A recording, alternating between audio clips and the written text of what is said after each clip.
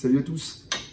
Une des innovations de l'année chez Matthews et sur son nouveau V3X, qui sont en fait deux V3X, V3X 29 pouces axe-axe et V3X 33 pouces axe-axe, est l'intégration du viseur. Matthews a découpé une queue d'aronde dans la poignée de l'arc pour pouvoir glisser directement l'extension d'un viseur qui vous permet donc de dégager le plan de l'arc. Alors cette innovation, naturellement, amène les fabricants à proposer différents viseurs. Nous avons sélectionné ici 3 marques avec lesquelles nous travaillons, qui sont HHA, Axel et Spotog, qui proposent chacun d'eux un superbe viseur donc pour la chasse du grand gibier. Un petit tour d'horizon s'impose et on y va. Voici la queue d'aronde en question. Donc ce système, Matthews l'appelle Bridge Lock.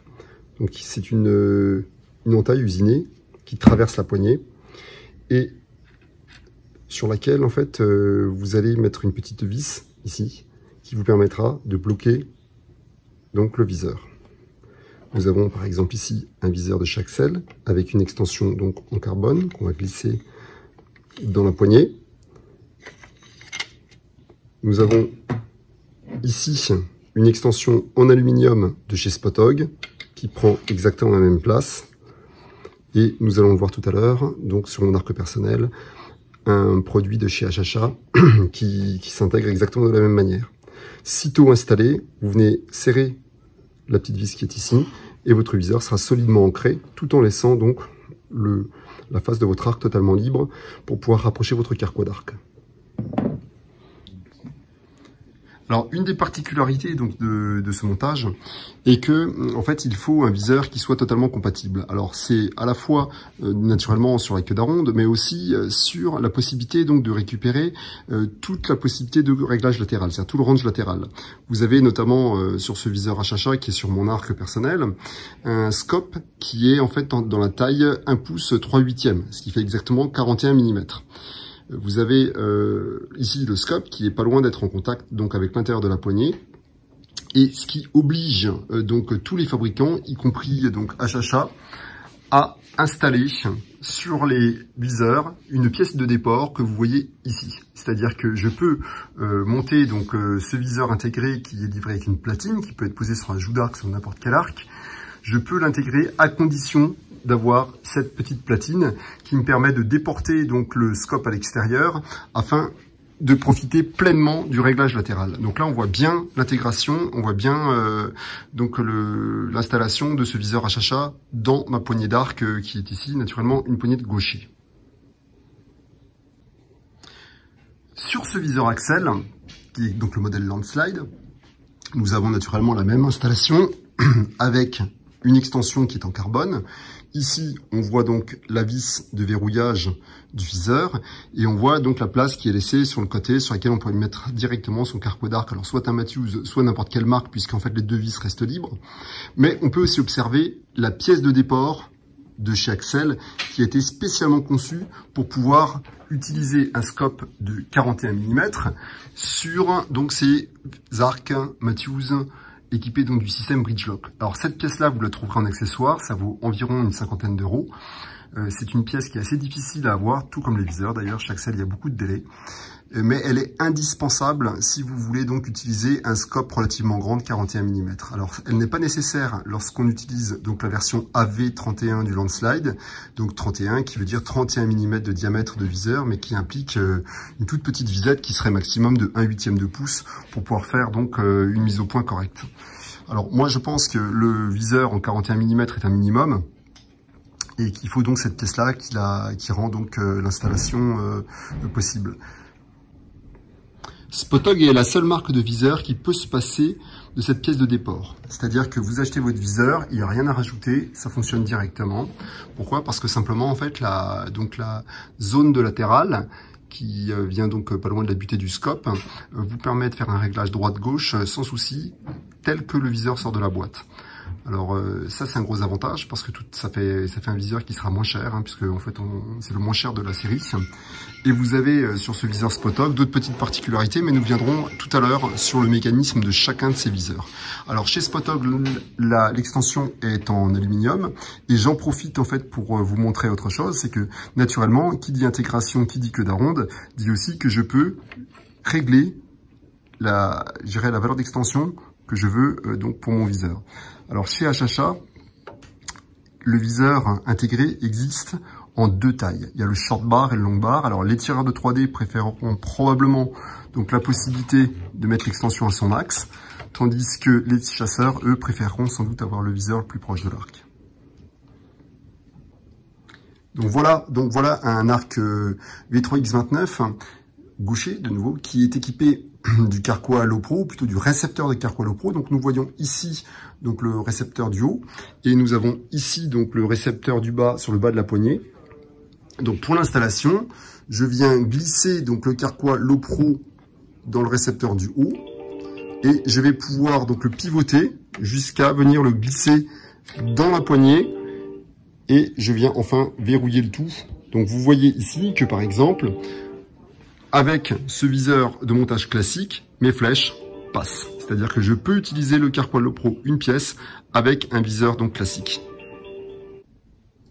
Alors là, on peut observer que sur ce V3X29, avec un Carquois donc Low Pro 2 pièces et avec un viseur non intégré, il y a un contact entre les flèches, qui sont pourtant des 5 mm, et la platine du viseur. Alors ce contact va générer des vibrations, du bruit. Donc on se rend compte qu'on ne peut pas, en aucun cas en fait, monter donc ce Carquois Low Pro à 2 pièces avec un viseur non intégré. Ce qui n'est pas le cas donc du Carquois Low Pro démontable qui est en une seule pièce. Alors regardons ici l'écartement que vous avez sur un V3X29 avec un viseur intégré donc de marque HHA, mais avec un Carquois HD4 classique. Donc c'est le Carquois d'ancienne génération qui est toujours au catalogue. Et vous voyez ici l'écartement, c'est à peu près de quoi passer un doigt. Alors pour ce qui me concerne, c'est pas rédhibitoire parce que j'aime enlever mon Carquois quand je suis à l'affût. J'aime l'attraper donc par les flèches de cette manière-là, et en fait je peux le tirer en arrière et le retirer très facilement. Alors moi je trouve ça super pratique. Et puis le Carquois, lui, il est pas bien lourd. On peut le remettre facilement sans faire de bruit. Là vous avez un V3X29 avec donc ce même Carquois donc 2 pièces. Donc on voit qu'il est extrêmement proche de l'arc. Hein, c'est ultra collé. Et vous avez donc l'écartement avec donc un viseur donc Spotog. Je peux pas passer mes doigts, c'est-à-dire que là c'est vraiment ultra serré. Le repose flèche va venir se fixer sur la queue d'aronde et ce sera aussi donc un repose flèche intégré. Alors regardons un petit peu ces viseurs de près. Nous avons là le premier d'entre eux, donc qui est le Spotog. Donc c'est un viseur à double pin. Alors il existe en deux versions. Vous avez ici donc une version donc simple pin qui existe aussi dans sa version double pin. Donc on voit l'emplacement du simple et du double. Vous avez sur ce Spotog une grosse molette qui vous permet de changer la hausse par une crémaillère en haut en bas qui est freinée avec un blocage. Sur le simple pin, vous n'avez qu'un seul pin donc avec une étiquette qu'on va pouvoir coller ici, donc des étiquettes qui sont d'ailleurs fournies. Vous avez le scope avec la fibre qui est enroulée et la possibilité de venir rajouter le cas échéant donc une LED pour pouvoir chasser plus tard, donc une LED généralement donc variable. Et là on voit bien donc l'effet de la LED. On peut donc gérer sur 3 positions et éteindre donc l'intensité du pin. Donc dans sa version à 2 pins, ce Spotog a donc un deuxième pin qui se situe sur la réglette avec un deuxième indicateur, ce qui vous permet d'avoir par exemple une deuxième chance de se dire ok, le premier pin je le règle à 15, le second sera réglé pour 30, et donc de faire un tir de deuxième chance, sachant que le deuxième pin sera orange, vous verrez surtout le premier. Alors le viseur Spotog, c'est vraiment super costaud, hein. C'est une construction solide en fond d'aluminium avec un réglage latéral qui est aussi micrométrique ici. Et donc ce viseur-là n'a pas besoin donc de pièces rapportées pour fonctionner sur le V3X. Le débattement latéral est suffisant. Alors passons au suivant, qui qui est donc le viseur Landslide de chez Axel. Alors les viseurs Axel sont très difficiles à avoir, hein. C'est vraiment un produit qui est tout le temps en pénurie. Alors on voit ici donc le viseur avec sa pièce de déport, parce que donc là le débattement latéral d'origine n'est pas suffisant, et vous avez donc cette fameuse pièce de déport qui est ici, que vous trouverez donc sur notre catalogue, et qui vous permet donc d'ajuster n'importe quel viseur Axel avec une queue d'aronde en carbone intégrée au V3X, et de décaler la réglette afin de profiter donc du réglage maximum. Pour le reste, le viseur Axel, ça ressemble un petit peu au Spotog. Vous avez un débrayage, un réglage rapide de la hausse, avec, comme le Spotog, une butée pour pouvoir descendre trop bas. Donc la butée qui fait frein, c'est-à-dire que vous n'êtes pas obligé d'actionner à fond, vous pouvez faire donc un déplacement dur ou un déplacement très facile. Et vous avez sur le viseur Axel la possibilité de presser donc la molette pour faire un déplacement très rapide, ce qui est particulièrement pratique pour le 3D. Pour le réglage du latéral, on a ici un système micrométrique, comme un viseur de tir de tournoi, avec un verrou, ici, que je peux donc fermer, et qui va bloquer le réglage micrométrique. Donc ça, c'est si vous voulez vraiment une sécurité max. Vous avez une tête qui est démontable, c'est-à-dire que je peux enlever complètement la tête du viseur, et je peux en option donc avoir cette tête dans une autre marque. Je peux par exemple monter, là vous avez ici une tête de chez HHA, donc avec un pin qui est plus lumineux, que je pourrais donc mettre sur la tête du Axel. Il existe donc une pièce d'adaptation. Donc toutes ces pièces, tous ces adaptateurs existent dans le catalogue. Alors chez Axel, ce qui est sympa aussi, c'est que vous avez donc la possibilité de mettre la LED pour gérer donc pareil le pin, donc l'intensité du pin du viseur. Donc là je vais essayer de cacher la fibre pour vous montrer ça.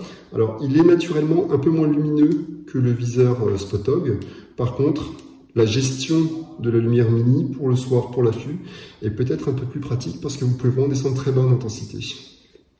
Par contre, à la régulière, sans le LED, il est moins lumineux que le Spotog. Et vous avez ici les nombreuses options de chez Axel, comme par exemple la croix, que vous pouvez mettre directement dans la tête de scope et qui permet donc d'avoir une visée assez proche de ce qui se fait à la carabine. Toutes ces petites options sont aussi dans notre catalogue. Alors, le HHA, pour l'instant, le seul que je puisse vous montrer, c'est celui qui est posé sur mon arc. C'est un viseur à monopoint, donc ici intégré. Alors, il existe en deux configurations. Vous avez donc le HHA avec la barre longue ou avec la barre courte. Les chasseurs préféreront la version avec la barre courte. Le HHA ressemble beaucoup donc aux deux autres pour ce qui est du réglage, puisque vous avez ici donc un système de débrayage du réglage de hauteur, et vous pouvez venir faire coulisser la crémaillère donc, et vous placer exactement sur la distance que vous avez sélectionnée. Vous avez un nombre d'étiquettes qui sont fournies, qui permettront donc en fonction de votre poids de flèche et en fonction de la vitesse de votre arc de choisir la bonne étiquette pour avoir toutes vos distances qui seront donc pré-imprimées. Le réglage du latéral se fait par un verrou comme pour les deux autres, avec un système micrométrique. Et sur cette version qui est celle de l'année dernière, vous aviez donc la petite pièce dont on a parlé tout à l'heure, qui permet ici donc de décaler donc le scope vers l'extérieur pour profiter de toute la largeur. Sur les versions de cette année, cette pièce est intégrée au viseur. Donc vous pouvez l'avoir extension courte, on l'a dit, extension longue. Ceux qui font du 3D préféreront sans doute l'extension longue.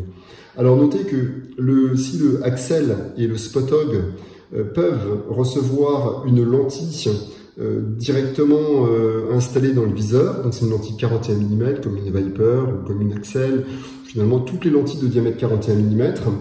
Pour ce qui est du HHA, il faudra donc un système propre à la marque HHA qui vient se fixer sur l'avant donc du scope. Et après, on peut y mettre les lentilles. Par contre, HHA a, je pense, un avantage qui est assez sympa, c'est que vous avez la possibilité d'écraser ou au contraire de reculer le capot qui permet d'alimenter la fibre optique. Ce qui veut dire que quand vous avez le capot qui est ici en position découverte, la fibre est très lumineuse. Quand vous rentrez le capot, elle l'est beaucoup moins. Ce qui permet de gérer votre viseur en fonction de la luminosité ambiante. Le LED est aussi un peu différent, puisque là nous avons un LED qui fonctionne avec un système de dioptrie, c'est-à-dire que vous allumez votre LED à fond, il est en intensité max, et vous avez un petit capuchon qui vient masquer le LED, et ce qui veut dire que c'est pas en fait une résistance électronique, c'est une vraie résistance, ou plutôt c'est un obturateur, et ce LED vient se fixer sur le haut, ici, du scope, et vous pouvez donc gérer la lumière avec le petit obturateur, ici. Vous pouvez vraiment jouer ça de façon ultra fine pour donner l'intensité juste suffisante pour pouvoir chasser dans toutes les conditions. Ici, on-off, je peux donc éteindre mon LED. Et voilà. Donc voilà pour la présentation globale donc, de ces 3 viseurs qui sont en fait les 3 produits les plus courants que vous puissiez installer dans un Matthews V3X, que ce soit donc la version en 29 pouces ou la version en 33 pouces. Vous avez donc fait le tour de l'horizon. Moi, mon choix, je pense que le plus chasseur des 3 sera sans doute le HHA. Le plus technique des 3 sera peut-être le Axel, qui sera celui qui vous permettra de switcher du 3D à la chasse. Mais par contre, il faut être très patient parce que les délais annoncés sont juste incroyables.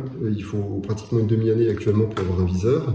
Il faut aussi escompter le fait que le viseur est beaucoup plus cher et il faut y rajouter la pièce de départ.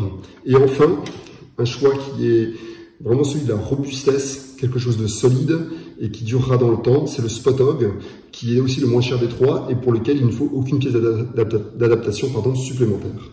Donc voilà ce qu'on peut dire sur ces viseurs, sur donc l'intégration. On l'a vu, si on se résume, l'intégration permet de rapprocher ces flèches au maximum de la poignée de l'arc. Si vous êtes un chasseur d'approche et que vous voulez l'arc le plus compact, mais dans ce cas-là, il faudra prendre un carquois en 2 pièces. Si vous restez sur un carquois en 1 pièce, vous aurez le choix entre l'ancien carquois HD, c'est mon choix, parce que c'est le plus pratique pour remettre et enlever ses flèches, aussi parce qu'il est plus léger que les nouvelles versions. Par contre, la nouvelle version Low Pro en 1 pièce peut s'adapter avec un viseur intégré ou non. Et après, bon, bien sûr, il y a d'autres carquois sur le marché, tels que Tidespot, Boning ou d'autres. Et ben, n'hésitez pas en fait à mettre un like sur notre chaîne si vous avez apprécié ces explications et n'hésitez pas à nous solliciter par mail ou par téléphone si vous en voulez davantage. Allez, salut!